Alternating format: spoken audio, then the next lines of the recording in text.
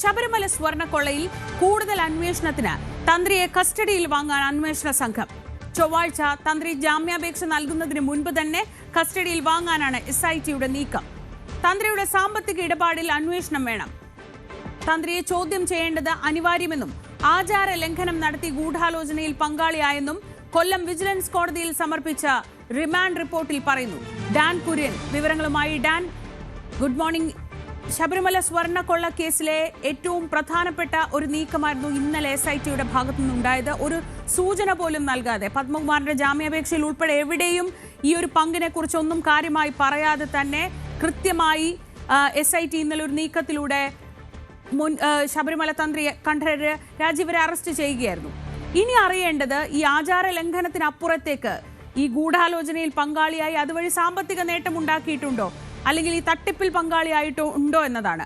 ഈ റിമാൻഡ് റിപ്പോർട്ടിലെ സൂചനകൾ അനുസരിച്ച് SITയുടെ നീക്കങ്ങൾ എന്താണ്? SITയുടെ അടുത്ത നടപടി എന്തായിരിക്കും?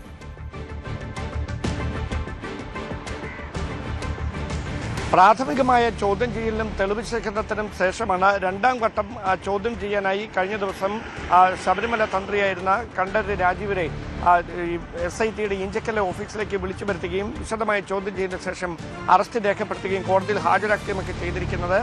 റിമാൻഡ് റിപ്പോർട്ടിൽ ഏതെങ്കിലും തരത്തിൽ ഇതുമായി ബന്ധപ്പെട്ട സാമ്പത്തിക വിഹിതം അല്ലെങ്കിൽ സാമ്പത്തിക നേട്ടത്തിന്റെ ഒരു ഭാഗം അദ്ദേഹത്തിന് ലഭിച്ചതായുള്ള പരാമർശങ്ങൾ റിമാൻഡ് റിപ്പോർട്ടിലില്ല. പക്ഷേ മൗന അനുവാദം നൽകുകയായിരുന്നു ഈ കുറ്റകൃത്യങ്ങൾക്ക് എന്ന ഗുരുതരമായ പരാമർശമാണ് തന്ത്രി കണ്ഠരര് രാജീവർക്കെതിരെ റിമാൻഡ് റിപ്പോർട്ടിൽ പറയുന്നത്. അതായത് താന്ത്രിക വിധി പ്രകാരമല്ലാതെ ദേവന്റെ അനുജ്ഞ കൂടാതെ ഈ പാളികൾ അറ്റകുറ്റപ്പണികൾ നടത്തുന്നതിന് വേണ്ടി കൊടുത്തുവിടുകയായിരുന്നു ചെയ്തത്. മാത്രമല്ല ഉണ്ണികൃഷ്ണൻ പോറ്റിയും തന്ത്രി കണ്ഠരര് രാജീവരും തമ്മിൽ 2004 മുതലുള്ള ബന്ധമുണ്ട്. 2004 മുതൽ 2008 വരെ ശബരിമലയിലെ കീഴ്ശാന്തിയുടെ പരികർമ്മിയായി അദ്ദേഹം അവിടെ സേവനം ചെയ്യുന്ന സമയം മുതൽ തുടങ്ങിയതാണ് ഉണ്ണികൃഷ്ണൻ പോറ്റിക്ക് തന്ത്രി കണ്ഠരര് രാജീവരുമായിട്ടുള്ള ബന്ധം. മറ്റൊരു ക്ഷേത്രത്തിൻ്റെ ചുമതലയിലും തന്ത്രി കണ്ഠരര് രാജീവർ ഉണ്ടായിരുന്നപ്പോൾ അവിടെയും സഹായിയായി ഉണ്ണികൃഷ്ണൻ പോറ്റി ഒപ്പമുണ്ടായിരുന്നു. അങ്ങനെ ഏതാണ്ട് 10-15 വർഷത്തിനും അധികമുള്ള ബന്ധം ഇരുവർക്കും ഇടയിലുണ്ട്.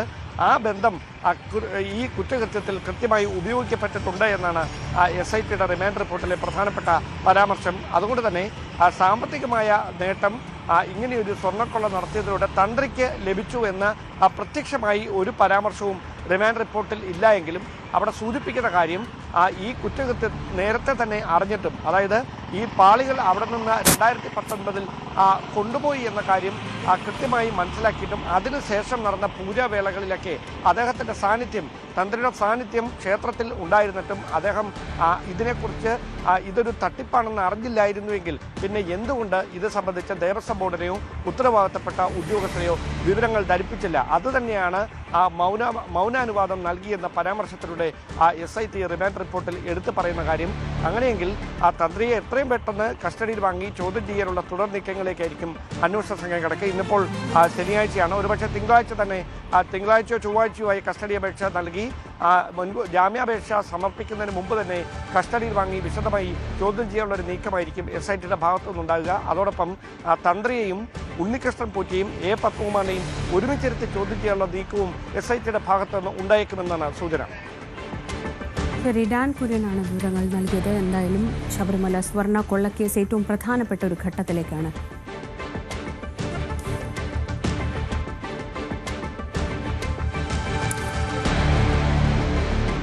കടക്കുന്നത്. ഇന്നലെ നൽകിയ റിമാൻഡ് റിപ്പോർട്ട് അനുസരിച്ച് വളരെ ഗുരുതരമായ ആരോപണങ്ങളാണ് തന്ത്രിക്കെതിരെ SIT കണ്ടെത്തിയിട്ടുള്ളത്. ഇനി കസ്റ്റഡിയിലെടുത്ത് അന്വേഷിക്കുന്നതിലൂടെ കൂടുതൽ വിവരങ്ങൾ, പ്രത്യേകിച്ച് സാമ്പത്തികമായി നേട്ടമുണ്ടാക്കിയിട്ടുണ്ടോ, ഏത് തരത്തിലാണ് ഈ ഗൂഢാലോചനയുടെ ഭാഗമായിരുന്നത്, ഇത്തരം കാര്യങ്ങളാണ് ഇനി അറിയാനുള്ളത്.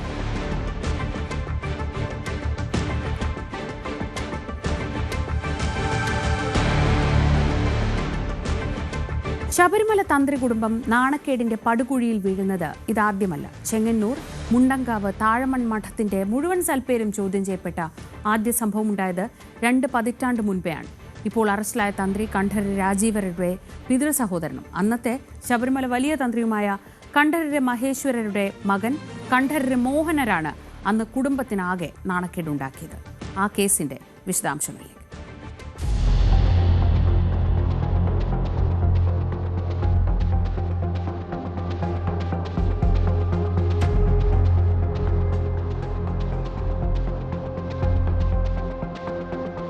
തന്ത്രി കേസ് എന്ന പേരിൽ കുപ്രസിദ്ധി നേടിയ സംഭവമുണ്ടായത് 2006-ലാണ്.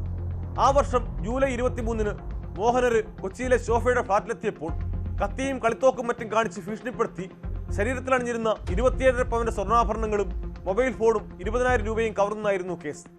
തുടർന്ന് ശാന്ത എന്ന സ്ത്രീയെയും മോഹനരെയും ബലം പ്രയോഗിച്ച് നഗ്നരാക്കി വിവിധ പോസുകളിലെ ഫോട്ടോ എടുത്തു. ഫോട്ടോ പത്രങ്ങളിൽ പ്രസിദ്ധപ്പെടുത്തുമെന്ന് പറഞ്ഞ് ഭീഷണിപ്പെടുത്തി 30 ലക്ഷം രൂപ ആവശ്യപ്പെട്ടതായും പോലീസ് കണ്ടെത്തി. കേസിൽ മുഴുവൻ പ്രതികളും കുറ്റക്കാരാണെന്ന് 2012-ൽ എറണാകുളം അഡീഷണൽ സെഷൻസ് കോടതി കണ്ടെത്തിയിരുന്നു.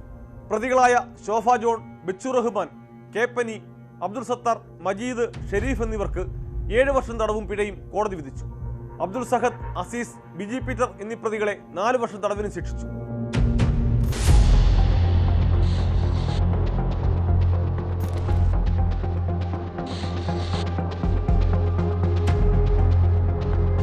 തന്ത്രിയെ കുടുക്കിയതിന്റെ ബുദ്ധികേന്ദ്രം ശോഭ ജോണും ബിച്ചു റഹ്മാനുമാണെന്ന് കോടതി കണ്ടെത്തിയിരുന്നു. തന്ത്രി ഇവരുടെ ഫ്ളാറ്റിലെത്തിയത് അനാശാസ്യത്തിനല്ലെന്ന് വിലയിരുത്തിയ കോടതി മറിച്ചു തെളിയിക്കാൻ പ്രതിഭാഗത്തിന് കഴിഞ്ഞില്ലെന്നും വിധിന്യായത്തിൽ വ്യക്തമാക്കിയിരുന്നു. അതിനു മുമ്പ് 3 തവണ തന്ത്രി മോഹനര് ശോഭയുടെ ഫ്ളാറ്റിലെത്തിയിരുന്നു. തന്റെ പുതിയ ഫ്ളാറ്റിലേക്ക് ജോലിക്കാരിയെ അന്വേഷിച്ചാണ് ഇവിടെ വന്നതെന്നായിരുന്നു തന്ത്രിയുടെ വാദം. ശാന്ത ഏർപ്പാടാക്കിയ വേലക്കാരനെ കൂട്ടിക്കൊണ്ടുപോകാൻ മോഹനര് വരുമെന്ന് മുൻകൂട്ടി അറിഞ്ഞ ശോഭ ജോൺ 4-ാം പ്രതി ബിച്ചു റഹ്മാനും കൂട്ടാളികളുമായി ചേർന്ന് പദ്ധതിയിട്ട പ്രകാരം സ്വർണവും പണവും തട്ടിയെടുക്കുകയായിരുന്നെന്നാണ് പോലീസും കണ്ടെത്തിയത്. തന്ത്രിയെ മനഃപൂർവ്വം കുടുക്കുന്നതിന് പ്രതികൾ ചേർന്ന് ഗൂഢാലോചന നടത്തിയതാണെന്ന പ്രോസിക്യൂഷന്റെ വാദം കോടതി അന്ന് അംഗീകരിക്കുകയുമുണ്ടായി. എന്നാൽ വരാപ്പുഴ പെൺവാണിഭം, തട്ടിക്കൊണ്ടുപോകൽ, ഭീഷണിപ്പെടുത്തൽ, ബ്ലേഡ് മാഫിയ പ്രവർത്തനങ്ങൾ എന്നിവയടക്കം നിരവധി കേസുകൾ പ്രതിയായ ശോഭ ജോണുമായുള്ള തന്ത്രിയുടെ ബന്ധം കേസിന്റെ പല ഘട്ടങ്ങളിലും വലിയ സംശയങ്ങൾ ഉയർത്തിയിരുന്നു. ലക്ഷക്കണക്കിന് വിശ്വാസികൾ ഭക്ത്യാദരപൂർവ്വം കാണുന്ന തന്ത്രിയുടെ വ്യക്തിജീവിതം സംബന്ധിച്ച പല ആരോപണങ്ങളും ഈ ഘട്ടത്തിൽ ഉയർന്നു. 2007-ൽ ജസ്റ്റിസ് പരിപൂർണൻ കമ്മീഷൻ തന്ത്രി മോഹനരോട് മന്ത്രങ്ങളെക്കുറിച്ച് ചോദിച്ചതും മാധ്യമ വാർത്തകൾ നിറഞ്ഞ സംഭവമാണ്. മോഹനരുവിനെ ശബരിമലയിൽ നിന്ന് മാറ്റി നിർത്താൻ ദേവസ്വം ബോർഡ് തീരുമാനിക്കുന്നതിലേക്കും കാര്യങ്ങളെത്തി.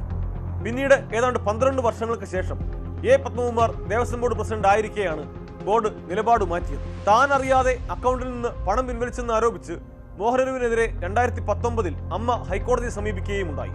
ശബരിമല വലിയ തന്ത്രിയായിരുന്ന ചെങ്ങന്നൂർ മുണ്ടങ്കാവ് താഴ്മൺമഠത്തിലെ കണ്ഠരര് മഹേശ്വരരുവിന്റെ മൂത്ത മകനാണ് കണ്ഠരര് മോഹനര്. ഇപ്പോഴത്തെ ശബരിമല തന്ത്രി മഹേഷ് മോഹനര് ഇദ്ദേഹത്തിന്റെ മകനും രാഹുൽ ഈശ്വർ സഹോദരീപുത്രനുമാണ്. കണ്ഠരര് രാജീവര് സ്വർണ്ണക്കൊള്ളക്കേസിൽ അറസ്റ്റിലാകുമ്പോൾ മോഹനരുവിന് പിന്നാലെ ഭക്തരുടെ മനസ്സിലെ മറ്റൊരു വിഗ്രഹം കൂടിയാണ് തകരുന്നത്.